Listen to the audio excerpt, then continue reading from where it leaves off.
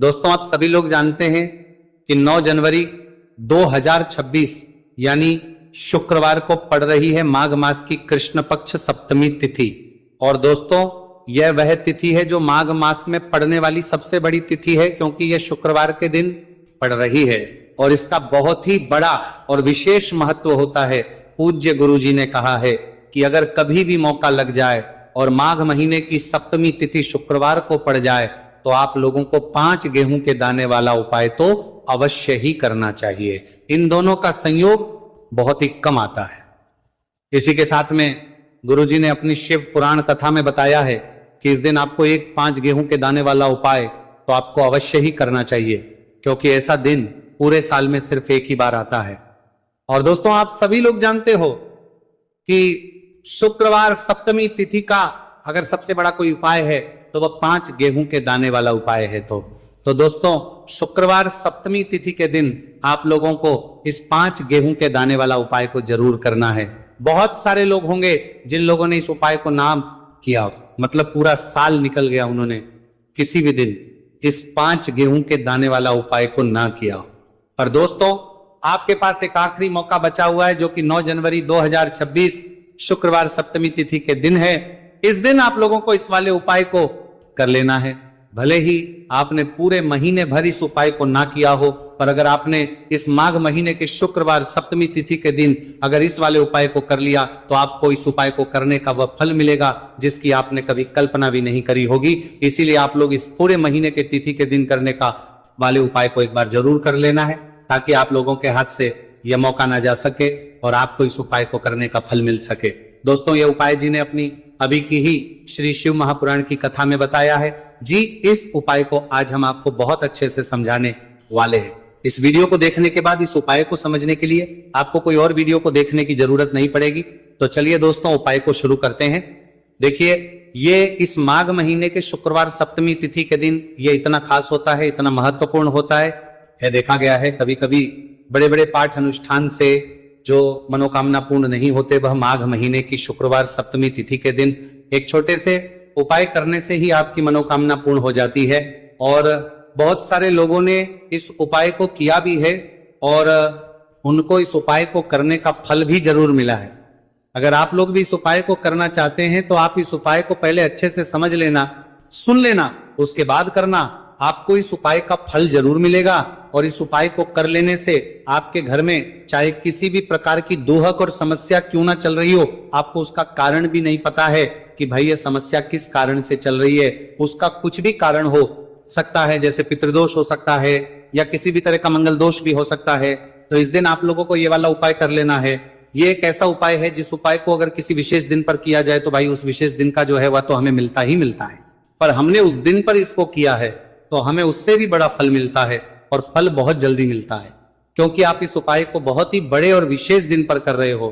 तो चलिए अब उपाय के बारे में बात करते हैं, लेकिन उससे पहले आप लोगों को यह जानना आवश्यक है कि आखिर ये उपाय किस समय करना है, किसको करना है और कैसे करना है। तो चलिए हम आगे आपको वीडियो में एक एक करके बता देते हैं। लेकिन उससे पहले अगर आप लोग हमारे चैनल पर पहली बार आए हैं या फिर मेरी आवाज पहली बार सुन रहे हैं तो हमारे चैनल को सब्सक्राइब जरूर कर लेना और इस वीडियो को लाइक करके कमेंट बॉक्स में श्री शिवाय नमस्तुभयम ओम नमः शिवाय जरूर टाइप कर देना। तो दोस्तों इस 5 गेहूं के दाने वाला उपाय को हमें इस शुक्रवार सप्तमी तिथि के दिन कैसे करना है, किसको करना है, किस समय करना है और कहां पर करना है, ये सारे सवालों के जवाब आपको इस वीडियो में मिल जाएंगे। और जो ये वीडियो देखेगा भाई उसको 5 गेहूं के दाने वाला उपाय करना चाहिए, क्योंकि इस दिन एक गेहूं के दाने का भी बहुत ही बड़ा और विशेष महत्व होता है। और जब बात आ जाए 5 गेहूं के दाने वाला उपाय की तो ये सोने पे सुहागा वाली बात हो जाती है और ये एक बहुत ही बड़ा उपाय हो जाता है इस शुक्रवार सप्तमी तिथि का। तो अब दोस्तों इस 5 गेहूं के दाने वाला उपाय को आखिर करना किसको है, सबसे पहले हम लोग वो बात जान लेते हैं। तो देखो घर की जो बड़ी माताएं बहनें होती हैं, उन माताओं बहनों से कोई भी एक बड़ी माता बहन इस वाले उपाय को कर सकती है। और दोस्तों अगर आप चाहें तो अपने घर में से सभी सदस्यों को भी इस उपाय को करवा सकते हैं।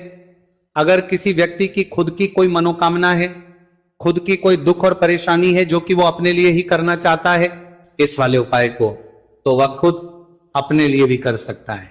बाकी अगर कोई घर में से ऐसा है जो कि अपने पूरे घर परिवार की सुख और शांति के लिए यह वाला उपाय करना चाहता है, तो वो भी कर सकता है, उसमें भी कोई दिक्कत वाली बात नहीं है। कहने का मतलब यह है कि इस उपाय को हर एक सदस्य भी कर सकता है और पूरे घर परिवार के सदस्य के लिए घर की बड़ी माताओं बहनों में से कोई एक माता बहन भी कर सकती है। माताएं बहनें अगर घर में उपस्थित ना हो या वह ये वाला उपाय ना कर पा रही हो, तो फिर घर का कोई सदस्य भी इस 5 गेहूं के दाने वाला उपाय को कर सकता है, चाहे फिर वह पुरुष ही क्यों ना, उसमें कोई भी दिक्कत वाली बात नहीं है। उसके बाद में दोस्तों जो अगला प्रश्न निकल कर आता है वो ये आता है इस उपाय को लेकर कि आखिर इस उपाय को हमें किस समय करना है, सुबह के समय करना है कि शाम के समय करना है। तो देखो इस वाले उपाय को आप लोग सुबह के समय भी कर सकते हो और शाम के समय प्रदोष काल में भी कर सकते हो। अब अगर आप पूछो कि भाई सबसे उत्तम समय कौन सा रहेगा इस 5 गेहूं के दाने वाला उपाय करने का, तो हम आपसे बस यही कहेंगे कि इस उपाय को आप सुबह के समय करेंगे तो ज्यादा बेहतर होगा। बाकी अगर प्रदोष काल शाम के समय भी करेंगे तो भी अच्छा होगा, उसमें कोई भी दिक्कत वाली बात नहीं है। तो आप दोस्तों जो अगली सबसे बड़ी और महत्वपूर्ण बात आती है वह यह आती है कि सुबह अगर हम उपाय को करेंगे तो हमें कितने बजे से लेकर कितने बजे तक के बीच में करना है, और शाम के समय प्रदोष काल में करेंगे तो हमें कितने बजे से लेकर कितने के बीच में करना है। तो देखो सुबह जितनी जल्दी हो सके आप उपाय को करने की कोशिश करना। बाकी अगर किसी कारणवश लेट भी हो जाओ, थोड़ी देर भी हो जाए, तो 10 या 11 बजे तक भी आप उपाय कर लेना, पर 12 बजे से ज्यादा देरी ना हो, ठीक है, इस बात का ध्यान रखना। उसके बाद में दोस्तों अगर शाम के समय प्रदोष काल की बात करें, प्रदोष काल का जो समय है होता है वो शाम के 6 बजे से शुरू हो जाता है। मतलब शाम के 6 बजे लेकर 7 बजे के बीच का जो समय होता है यह समय प्रदोष काल का समय होता है। तो आप इस उपाय को 7 या 8 बजे के बीच में भी कर सकते हो। मतलब शाम के 6 बजे से रात 8 बजे के बीच में आप कभी भी इस वाले उपाय को कर सकते हो, उसमें कोई भी दिक्कत वाली बात नहीं है। देखिए हम सभी को पता है कि सप्तमी की तिथि भगवान गणेश को प्रसन्न करने के लिए होती है, और भगवान गणेश जो है हमारे जीवन में सुख समृद्धि का कार्य करते हैं, हमारे जीवन में बुद्धि ज्ञान और विवेक की प्राप्ति करवाते हैं, हमारे जीवन की सारे विघ्न और संकट को हर हैं। ऐसे विघ्नहर्ता गणेश जी के ये 3 महा उपाय होने वाले हैं जो आपकी समस्त मनोकामना को परिपूर्ण करेंगे, समस्त बाधाओं को दूर करेंगे। देखिए पहला जो महा उपाय है विशेषकर बुद्धि ज्ञान और विवेक की प्राप्ति के लिए होने वाला है, और दूसरा जो महा उपाय है हमारे जीवन से धन संबंधित सारी परेशानियों को दूर करने के लिए होने वाला है, और तीसरा जो महा उपाय है हमारे जीवन से सारे संकट कष्ट और बाधाओं को दूर करने के लिए होने वाला है। देखिए दोस्तों पूज्य गुरु जी की कथा को सुन करके और समझ करके ही आपको समझाने का पूरा प्रयास करूंगा, लेकिन दोस्तों वीडियो में आगे बढ़ने से पहले वीडियो को लाइक करें। चलिए दोस्तों बात करते हैं सप्तमी तिथि पर किए जाने वाले पहले विशेष उपाय के बारे में। देखिए इस उपाय को करने के लिए मात्र आपको 5 गेहूं दाने लेना है। इसी के साथ आपको एक तांबे के पात्र के अंदर शुद्ध जल ले लेना है। देखिए ये जो उपाय है विशेषकर आपके जीवन से जितने भी संकट कष्ट और क्लेश है उन सभी को दूर करने वाला है। देखिए सबसे पहले तो आपके पास जो 5 गेहूं के दाने हैं उन्हें आपको थोड़ा सा गीला कर लेना है। देखिए दोस्तों ये जो उपाय है विशेषकर ये उपाय भी हम सुबह से लेकर के शाम तक किसी भी समय कर सकते हैं। देखिए सबसे पहले आपको 4 गेहूं के दाने भगवान शिव के शिवलिंग के सीधे तरफ जहां गणेश जी का स्थान होता है वहां पर आपको ये गेहूं के दाने रख देना है। देखिए गेहूं के दाने को रखते समय आपको ओम गण गणपते नमः इस मंत्र का कुल 11 बार जाप करना है। ये जो 4 गेहूं के दाने है आपको भगवान शिव के शिवलिंग के सीधे तरफ गणेश जी वाले स्थान पर समर्पित कर देने। अब दोस्तों आपके पास जो एक गेहूं का दाना यानी कि 5वां और अंतिम जो गेहूं का दाना बचा है उसे आपको उस जल के पात्र के अंदर डाल देना है, और गेहूं से युक्त ये जो जल है आपको भगवान शिव के शिवलिंग पर समर्पित कर देना है। श्री शिवाय नमस्तु भयम इस मंत्र का जाप करते हुए देखिए जल समर्पित करने के बाद आपको भगवान शिव से और भगवान गणेश से प्रार्थना कर लेनी है कि हमारे जीवन में जितने भी संकट कष्ट और क्लेश हैं उन सभी को आप दूर करें। साथ ही साथ हमें हमारे जीवन में बुद्धि, ज्ञान, विवेक और ऐश्वर्य की प्राप्ति हो, इस प्रकार से कामना करते हुए आपको यह पहला महा उपाय भी कर लेना है। अब दोस्तों हम बात करते हैं दूसरे उपाय के बारे में। देखिए, इस उपाय के लिए मात्र आपको 3 हरी इलायची लेना है। हरी इलायची आपको साबुत लेना है, खंडित नहीं होनी चाहिए, इस बात का ध्यान रखें। इसी के साथ आपको एक मिट्टी का दीपक लेना है। दीपक के अंदर आपको बोलबाती का प्रयोग करना है और उसे आपको शुद्ध घी से तैयार कर लेना है।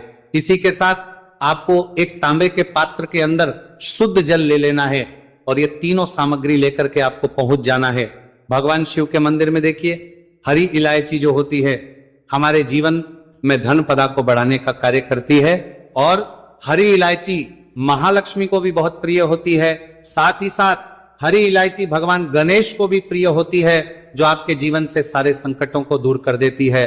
हरी इलायची भगवान शिव को भी बहुत प्रिय होती है, जो हमारे जीवन में धन संबंधित सारी समस्याओं का अंत कर देती है।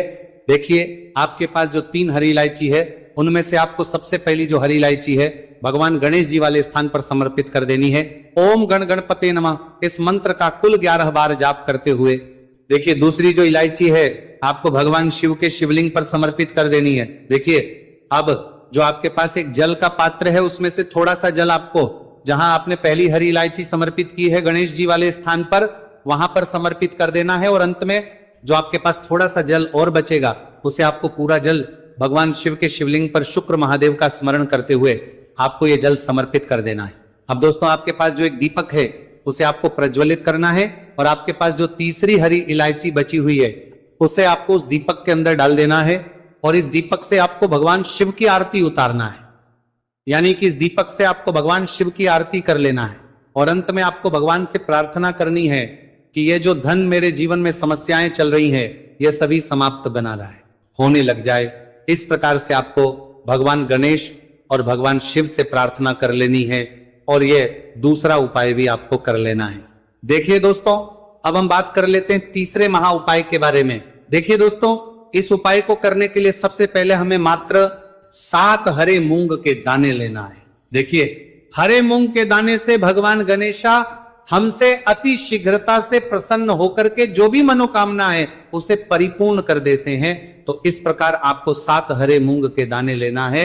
हरे मूंग को लेते समय आपको ध्यान रखना है कि ये कहीं से भी खंडित नहीं होने चाहिए और साथ में आपको एक तांबे के पात्र के अंदर शुद्ध जल ले लेना है। देखिए, ये जो उपाय है विशेषकर बुद्धि और ज्ञान की प्राप्ति के लिए है। यदि आप चाहते हैं कि आपके जो बच्चे हैं वह हमेशा ज्ञानवान रहे, पढ़ने में उनका मन लगे, तो आपको शुक्रवार सप्तमी तिथि पर यह उपाय करना है। देखिए, ये जो उपाय है आप सुबह से लेकर के शाम तक किसी भी समय कर सकते हैं। देखिए, बहुत से लोग पूछते हैं कि क्या ये उपाय हम घर पर भी कर सकते हैं, तो विशेषकर आप ये उपाय घर पर नहीं कर सकते। देखिए, ये जो उपाय है आपको केवल और केवल मंदिर में ही करना है। देखिए, आपके पास जो 7 हरे मूंग के दाने हैं उन्हें आपको सबसे पहले तो थोड़ा सा गिला कर लेना है। अब देखिए दोस्तों, आपके पास जो 7 हरे मूंग है उनमें से आपको 4 हरे मूंग के दाने अपने सीधे हाथ में लेना है और श्री गणेशाय नमः या फिर ओम गण गणपते इस मंत्र का जाप करते हुए ये जो 4 हरे मूंग के दाने हैं आपको शिवलिंग पर सीधे तरफ जहां गणेश जी का स्थान होता है वहां पर समर्पित कर देना है।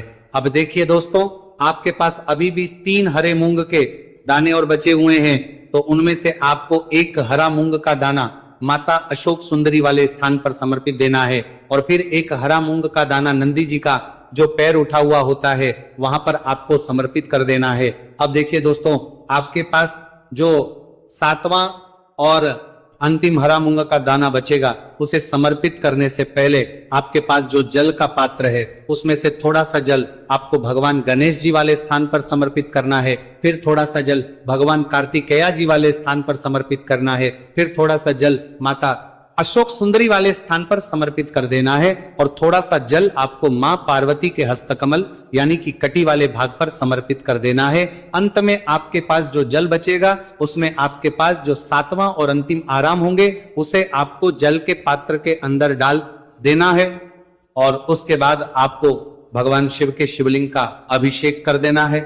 श्री शिवाय नमस्तु भयम इस मंत्र का जाप करते हुए जल समर्पित करते हुए आपको यही प्रार्थना करनी है कि मेरे में या फिर मेरे घर में जो ये समस्याएं हैं ये सारी समस्याएं दूर हो जाए। ऐसे आपको प्रार्थना करनी है कि हमारे घर में बुद्धि ज्ञान और विवेक की प्राप्ति हो। इस प्रकार से आपको यह तीसरा महा उपाय कर लेना है। तो दोस्तों ये थे पूज्य गुरुजी द्वारा बताए गए कुछ बहुत ही खास उपाय। अगर आपको जानकारी अच्छी लगी हो तो वीडियो लाइक करिएगा। मिलते हैं फिर एक नए वीडियो के साथ। श्री शिवाय नमस्तु भयम।